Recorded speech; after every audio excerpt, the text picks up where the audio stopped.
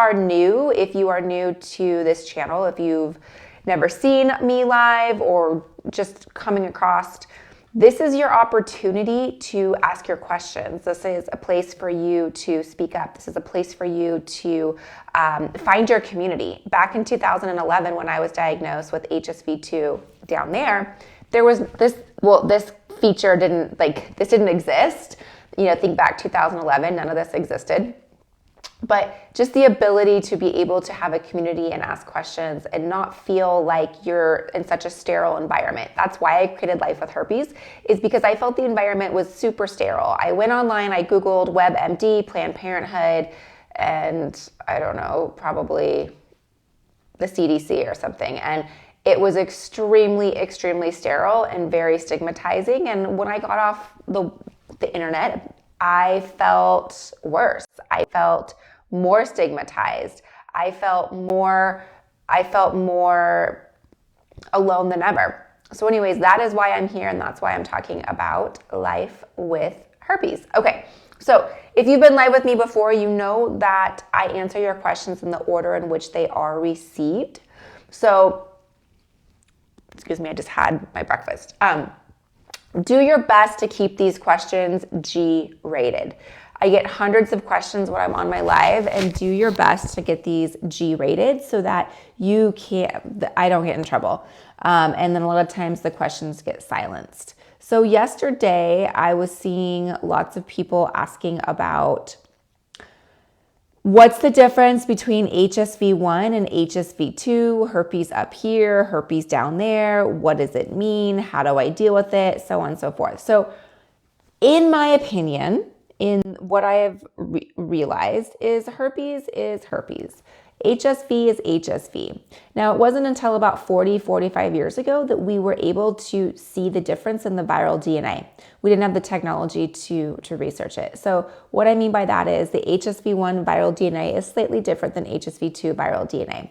And so there are two types that predominantly that we discuss when we're talking about herpes up here and herpes down there. So HSV1 is most commonly associated with HSV1, but that doesn't mean that oral herpes is always going to be HSV1. We can have HSV2 up here and HSV1 down there. We weren't testing people for their type of herpes until we're still really not testing people, but we weren't testing people for their type until really recently. So if you went in to your doctor and you're like, oh, I have blisters on my mouth, they'd say, oh, you have oral herpes. It was what's called a clinical diagnosis. It's called a clinical diagnosis, which means that they look at the symptoms, they look at what it looks like and go, oh, you have herpes. And it's on your mouth, so it's HSV1. But there's a lot of people with HSV2 on their mouth and just don't know that. Vice versa, if you had blisters down there, they'd say, oh, you have HSV2, because HSV2 is most commonly associated with genital herpes.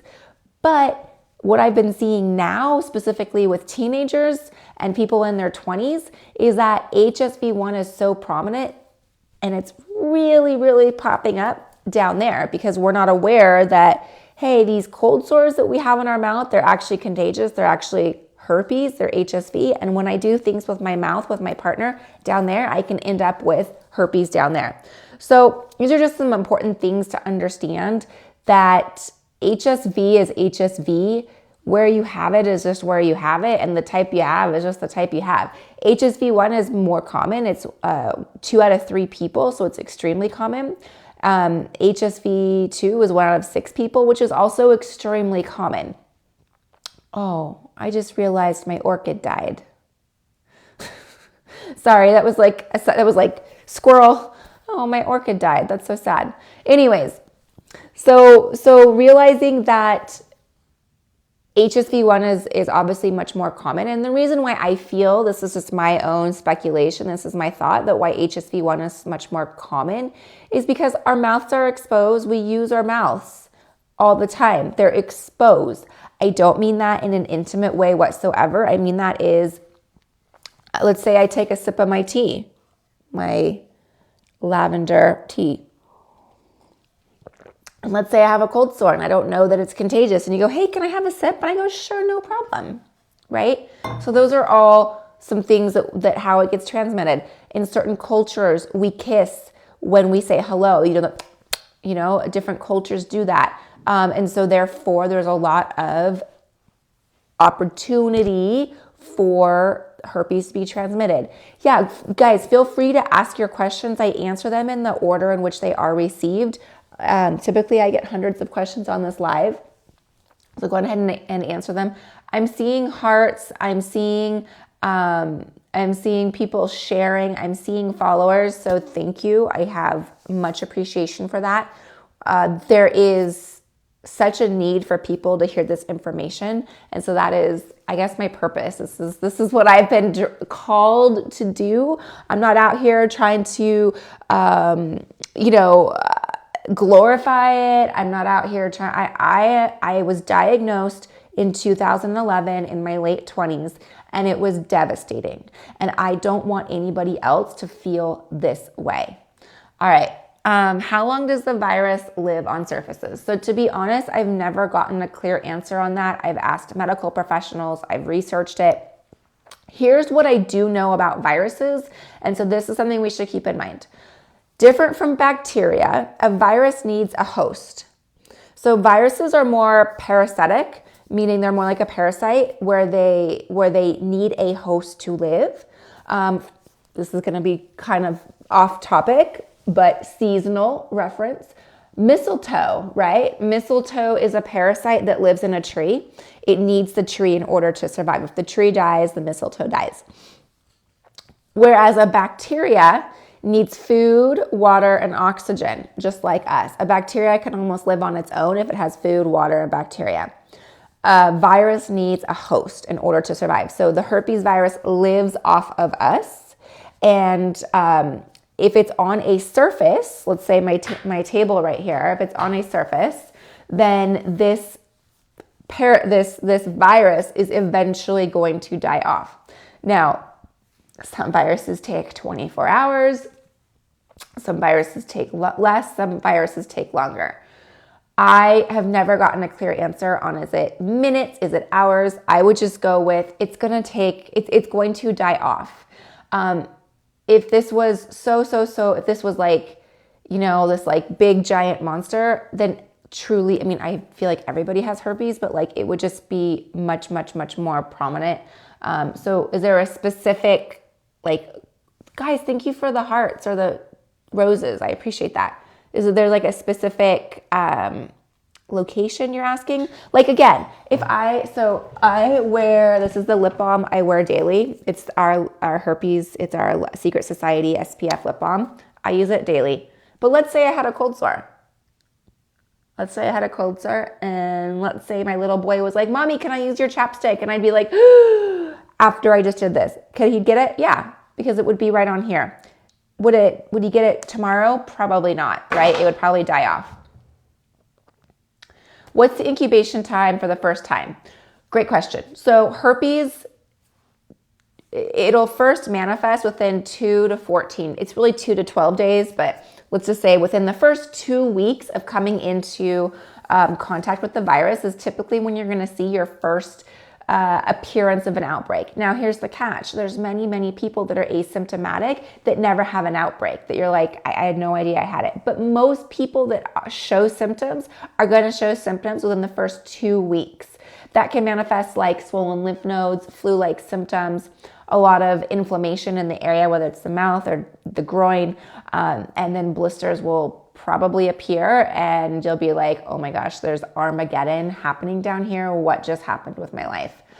That's probably where you'll be if it's going to manifest within the first 2 weeks. Now about testing, because you could say, oh my gosh, I was just home for Christmas break and my high school boyfriend or girlfriend was in town and we hooked up and oh my gosh, I don't know, do I have herpes? I'm freaking out. Let me go into the doctor right now and go get tested. Okay. So if you haven't had herpes in the past, you're most likely going to test negative because it takes your body time for the antibodies to appear.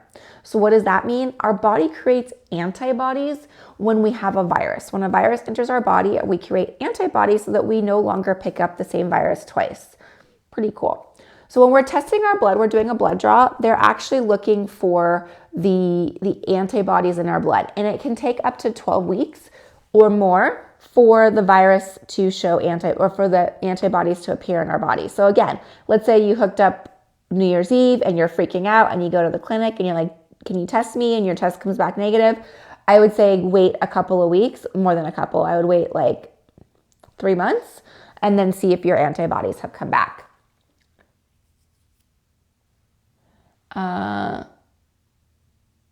Herpes causes cystitis. I don't know what that is. And that's one thing I really want to be transparent. If I don't know something, I will tell you I don't know it. I'm not going to pretend like I know it. Guys, I'm going to tap the screen just to say thank you. And I appreciate you guys being live with me on this Friday. Thank you, thank you, thank you, and spending your time. Like I said, if you know someone, if you love someone that has herpes, you know someone that has herpes, please share this information with them, because I don't want anyone to feel like I did when I was first diagnosed, nor if you've been diagnosed, you're like, I don't want anyone to feel this way either. It's extremely ostracizing and very scary.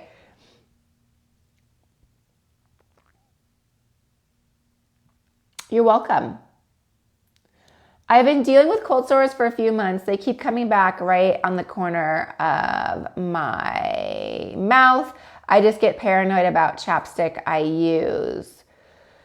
Yeah, like in these areas. Now, let's make sure they are cold sores. A lot of times in the winter, I don't know why the winter, but we can mistake cold sores for something else. And I believe it's a vitamin deficiency. I am not an expert in this. So please, on these, I'm an expert in herpes, but not on other skin diseases. So ask a dermatologist if you are getting like cracks on the side of your mouth. It could very well be a herpes outbreak, or it could very well be like a vitamin deficiency or something else going on. It could be more of a fungal infection. So definitely get that checked out if you keep getting outbreaks. Gosh, I feel like I have to blow my nose. I don't know where that came from. Where are my Kleenex? Sorry, friends. Of course, I don't have any Kleenex in here. All right, I'll just be like a little kid and do this. Okay. Back to if you are getting herpes outbreaks on your mouth, here's some things that I personally do. I just had my 5th oral outbreak in 21 years, and I was like, what do I do? So I used what I was talking about earlier, the peppermint. It's a peppermint lysine SPF lip balm. There's peppermint oil, there's lysine, there's raspberry seed oil, there's cocoa butter. Anyways, I use this daily regardless of herpes outbreaks or not. It truly is the best lip balm. Like, I love it. I wear it every day. Like, I can't not wear it. Anyways, there is lysine on this, so if you use it topically on your outbreak, it is going to be very helpful in just approaching outbreak topically opposed to also internally. I'll get to internal in a second. Lysine, something that I haven't discussed today. Lysine is an essential amino acid. It's a protein that is something that we need in our bodies. We get it from the foods we consume, but specifically it helps fight the HSV virus. It helps block the replication. So, oops, this is not it. Anyways, lysine, essential amino acid, a protein that helps block the replication of the herpes virus. So when using the SPF Lifesaver lip balm, it has lysine in the ingredients, and then you would take lysine supplements internally to help boost it internally. This is a non-negotiable for me. If I ever feel symptoms of a herpes outbreak, if I feel like something's coming on, if I'm like, oof, I feel a tingle, I feel a jolt, I feel something happening, then I take my lysine ASAP. Okay, I don't mess around with this. I take it with me everywhere. If I travel, I take it with me. There's lots of other lysines out there. I hear all people say, oh, I went to the market and I got, no, this is the one you got. You can order it directly here. I have the largest discount that you can get it marked off. I do receive a credit from it, but you get the largest discount. There's other people talking about lysine, or you can pick it up at other locations. You will get a discount, so use the link in my bio or use the shop here. I don't know where you want to find it. But anyways, this is the best thing to help with dealing with herpes outbreaks. I do have another few tools in my arsenal. Let's just bring it out. Let's bring it out. Okay, the next thing is monolaurin. It is lauric acid. It's found in human breast milk. So when we're babies, this is what we consume when we have breast milk. What it does is it helps fight bacteria. It helps fight viruses. When we have enveloped viruses, which is what the HSV virus is, it's enveloped. It has an envelope around it. It has a shell around it. Our immune system cannot penetrate it, just like I can't penetrate this bottle. So by disrupting it, which is what monolaurin does, it disrupts the outer shell of a virus. And so then our immune system can go in and penetrate it. So this is also non-negotiable. Not just for herpes, like this is great for the HSV virus, obviously, but also for other viruses in our body. Because when we have other things going on, let's say ladies, they get a yeast infection. Let's say we get strep throat. Let's say we pick up a common cold, whatever that is. Then our body, our immune system is like, oh, we have this going on. We have that going on. Oh, herpes is fine for now. I'll forget about it. And then the herpes virus is like, ooh, I get to come out and I get to wreak havoc. So what we can do to help keep other viruses at bay, including the HSV virus, is by adding monolaurin. Now, these two together are really a strong combination. You also can order it in the Lysine monolaurin combo. So basically you get the same potency with just less swallows, which can be helpful as well. These are all linked in my store. Like I said, I'm so new to the store here. I don't know how to tell you, but it's all linked for you. You can check it out. And then the final arsenal in my non-negotiables are Andrographis. So this is a very potent herbal extract for the HSV virus as well. So it's an immune boosting. Again, I don't mess around and this is what I take. So if you've been dealing with back-to-back outbreaks, I would start adding these supplements. Again, I should say I'm not a doctor. If you have questions, please ask your doctor. These are not prescription. These are supplements meant to supplement your diet. Things like lysine, things like monolaurin, we're already picking up just in the foods we consume. Lysine is part of the foods, an essential amino acid. It's a protein we eat in things like shellfish, things like dairy, things like some vegetables, some fruits, avocados, potatoes. It's in all those things. So it is something that we are consuming, but by adding a supplement, we're just going to consume more. All right, guys, thank you for the hearts. I see the hearts. I appreciate it. Do I feel that the scientist doctors are getting closer to a cure? I do. I also believe that somewhere down deep in the Amazon, when you take hair of a bat, water off a flower that blooms once every 100 years under the blue moon, a claw of a tiger, and mix it with a special flower that, again, blooms only at midnight during the winter solstice, I have no doubt that if you mix all that together, that also will help you, right? So yes, the doctors are out there working on a cure, and I shouldn't say that. They're working on some sort of solution for the HSV, for people dealing with herpes. Are they looking for quote unquote a cure? Are they looking for a way to create a vaccine to help prevent transmission? I don't know, and we're just gonna have to wait and see what actually comes out. Is it gonna help us, people that already have the HSV virus, or is it gonna help the next generation of people that have not been exposed to it yet? Once again, I do not know. So there's just gonna be a matter of time before we find that out.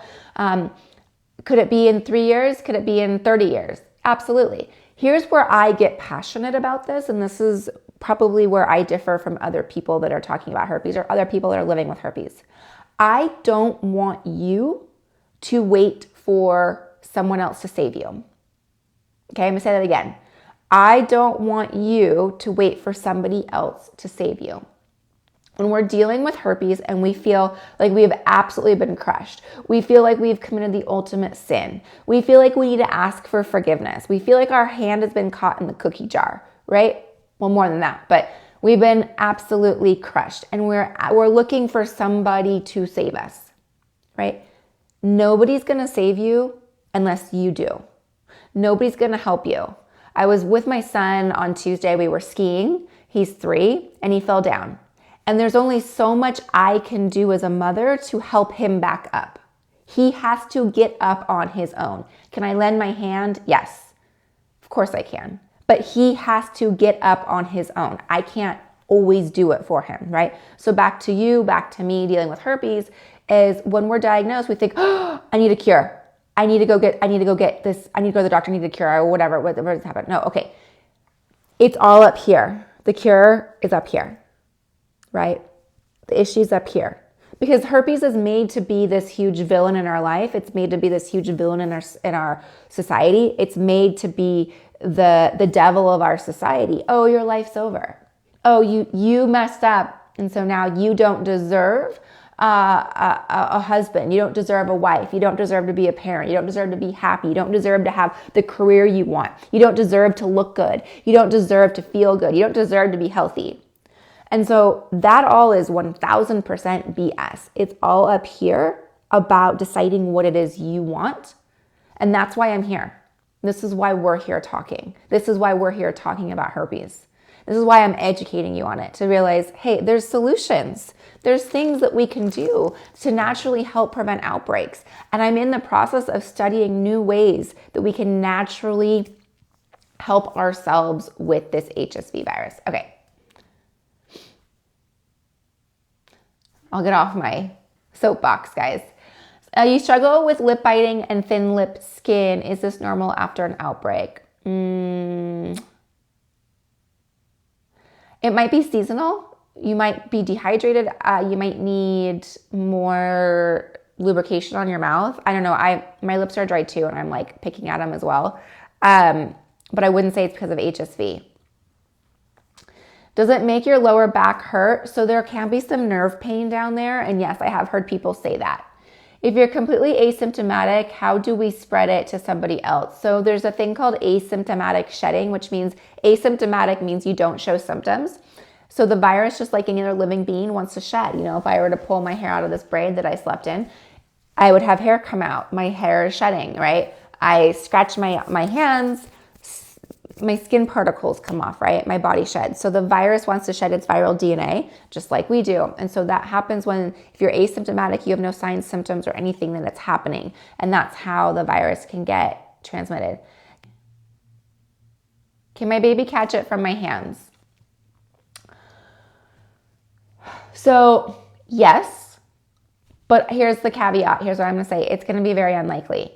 We'll use my mouth example. Let's say I have an oral outbreak, and let's say I touch it and I do not wash my hands, and then I go touch my baby immediately, and my baby has an open wound. Yes, right? My baby could probably catch it. Let's say I touch it and then I wash my hands really well. My baby's going to be okay, right? If it's open wound to herpes outbreak, then that's like a guarantee. Another perfect example being a mom. My son falls down all the time. He needs kisses all the time. Let's say I have an active cold sore and he has an open wound and I kiss the open wound. That's an open door policy at that point. Guys, thank you for the follow as I see it. Can you keep using the chapstick once the outbreak? Yeah, I use the chapstick directly on the outbreak. Okay, cool. You saw okay, cool. How much lysine should you take daily? So I take lysine daily. It's non-negotiable. The recommended amount here is 1,000 milligrams. Again, I'm not a doctor. I have taken up to 3,000 milligrams a day. That's not what's recommended. So you do what you feel is right. This is what I have done for me. And yes, I take it every day. What about zinc? Zinc is extremely helpful for immune system. And zinc, vitamin D, vitamin C, those are all things that are going to be really strong for your immune system. Those are not herpes related, but yes, I take those as well. Thank you very much. You're welcome. You started your supplements, but feel like you're wanting to get an outbreak all the time. Did you feel that way prior to the supplements? Sometimes I feel like, I know what you're saying. You're like, wait, this is supposed to help. I sometimes feel like your body's like, I have to get it out of my body. Like I'm purging. I know there's times like when I've had acne and I've changed my regime or whatever, like sometimes the acne gets worse before it gets better. Or, like if you're trying to eat healthy and lose weight, sometimes you gain weight before you lose weight. So maybe that could be what's going on.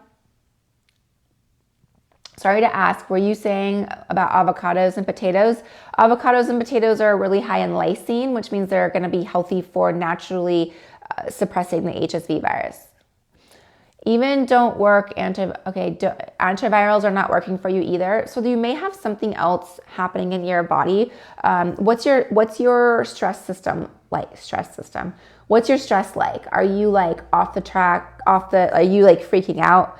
Are you taking care of your body? What's your immune system like? What else is going on?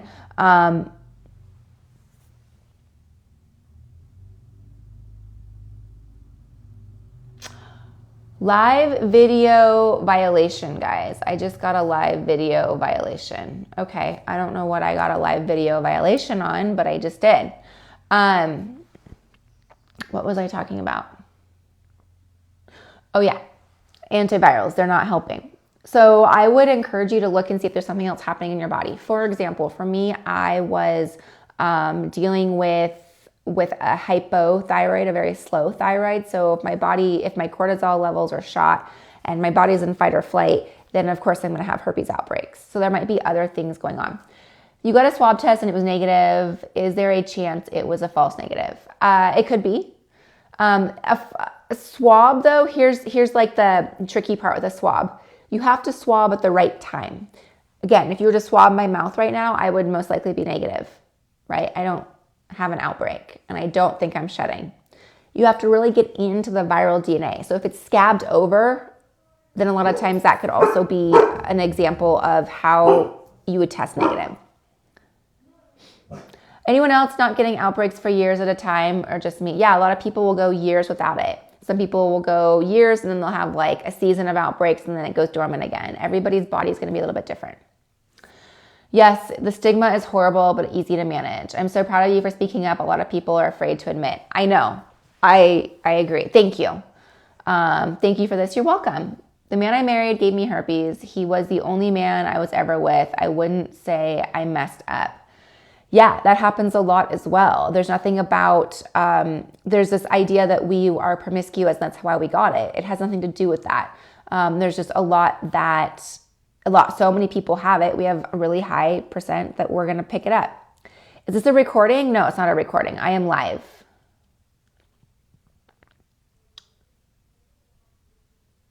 What do I think about soursop? Okay, that's a great question. I am familiar with soursop. I've had the soursop juice.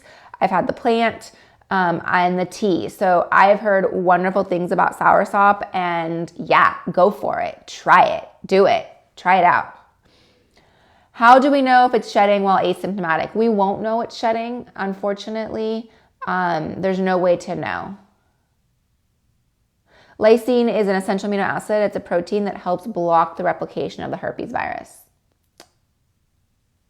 What's a good chapstick to use? Again, I really love this Lifesaver SPF lip balm that I created. It's from the Secret Society Wellness, and it is the SPF lip balm. It has peppermint in it, and it also has lysine in it. This one is like thebomb.com. I personally can't live without it, and it was created specifically for people living with herpes.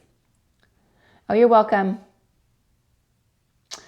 I didn't catch your answer about condoms protecting women from genital HSV1. How well do they protect? Okay, condoms are great.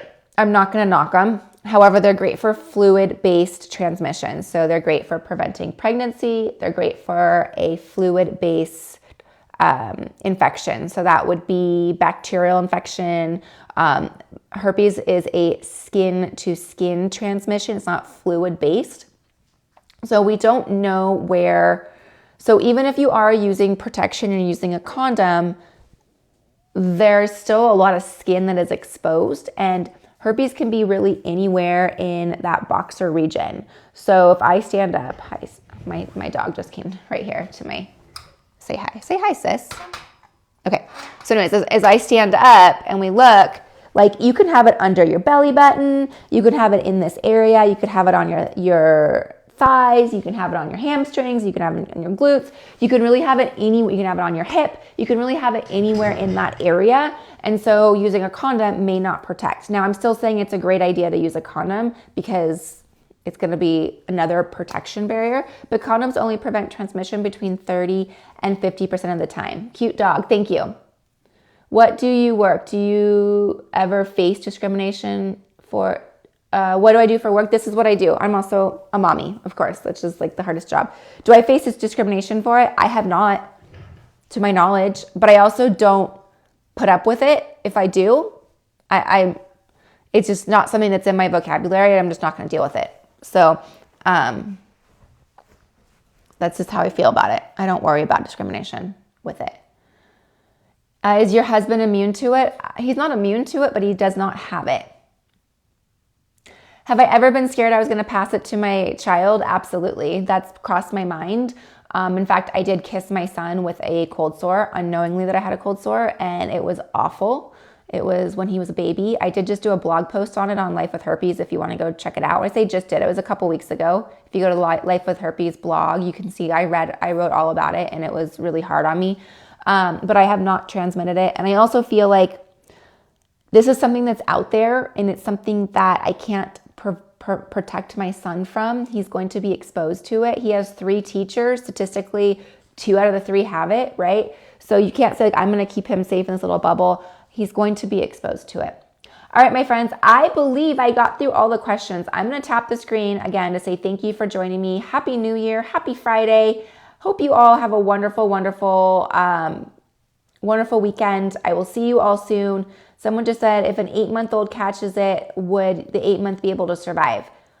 I'm going to say yes, but I would ask your pediatrician or your doctor to help you answer that question in a better fashion. All right, I'll talk to you soon. Bye, guys.